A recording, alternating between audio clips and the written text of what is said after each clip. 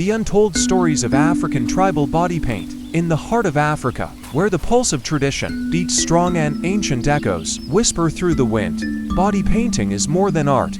It is identity. It is ancestry. It is the living canvas of culture. This documentary takes you on a powerful visual and emotional journey through the mystical world of African tribal body and face painting, a sacred expression of heritage, strength, and symbolism. Across the continent, from the verdant riverbanks of the Omo Valley to the golden stretches of the Sahel, tribes have adorned their bodies not merely for beauty, but to speak without words. To celebrate, to mourn, to protect. To attract, to connect.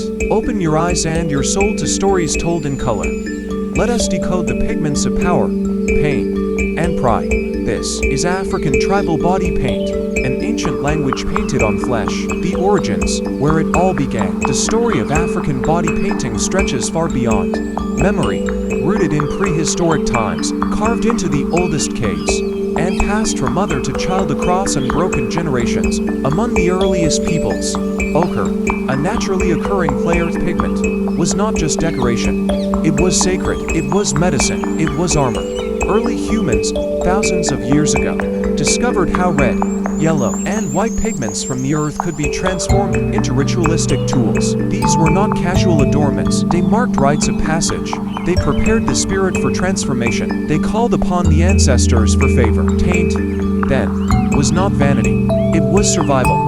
These ancestral roots can still be traced in modern tribes. The Himba women of Namibia, for example, covered themselves in a red paste known as otchais, made of butterfat and ochre. More than a moisturizer, it connects them to the earth. It symbolizes life. It protects their skin from the harsh desert sun.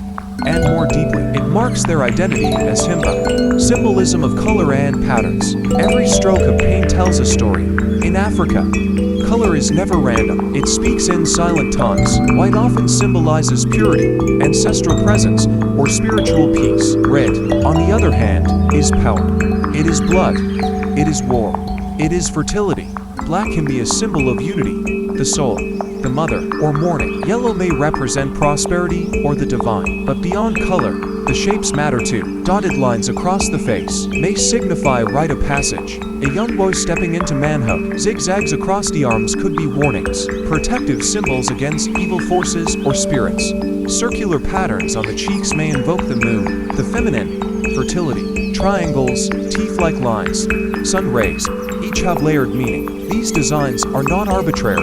They are encoded with centuries of oral tradition, passed down through storytelling and embodied through painting. Elders, mothers, warriors, and spiritual leaders all participate in the ceremonial painting. Ceremonial paintings. Birth, war, love, death. From the moment a child is born to the day they pass on, paint accompanies African life's most sacred rituals. During birth ceremonies, newborns are often anointed with white clay, a call for spiritual protection, for a blessing of peace and long life. In warrior cultures like the Maasai of Kenya and Tanzania, red ochre is worn in abundance. Young men, known as Morans, apply red clay to their hair and skin during warrior initiation. This marks their transition, not just into manhood, but into the sacred duty of protection and hunting. In courtship, body paint becomes a language of attraction. In some tribes, young men spend hours perfecting patterns,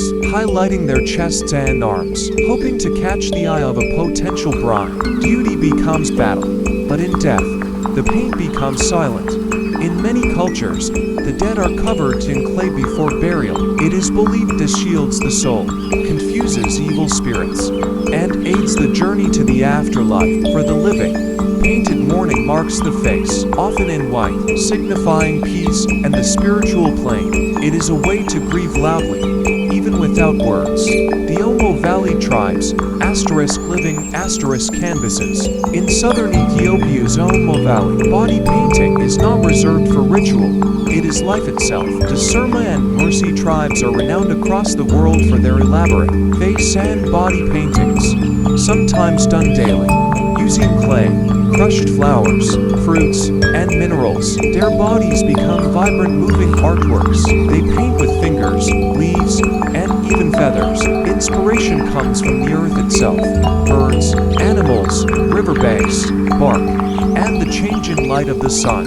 Yet, the paint never truly in secret. Tribes continue in rural corners. Elders taught the paint became not only a symbol of identity, but to paint was to say, we survive. Even today, some tribes use body paint as in protests or tribal gap. Traditional painting is reclaimed and becoming art movements. In the 21st century, African body painting has taken on new life. Urban artists and photographers now draw inspiration from tribal designs to create hybrid styles, part heritage, part modern art. Paint becomes protest, expression, celebration. African fashion, music videos, and even international runway shows have begun to feature body painting as a bold, symbolic medium. Artists like Lalu Senbenjo fuse Yoruba sacred patterns with contemporary portraiture, calling it the sacred art of the Ori.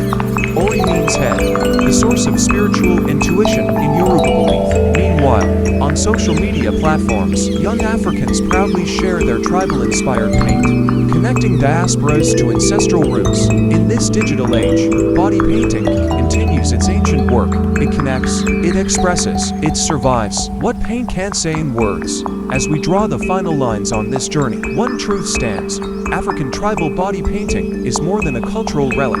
It is a language, a life and breathing. It speaks of joy, pain, spirit, survival, of lands remembered and stories passed from palm to palm, from pigment to skin. It is not just worn, it is lived. The next time you see a painted face, remember, you are looking at a living manuscript, one that carries the heartbeat of a people, the memory of ancestors, and the undying ink of identity. And so, the paint remains, not just on the body, but on the soul.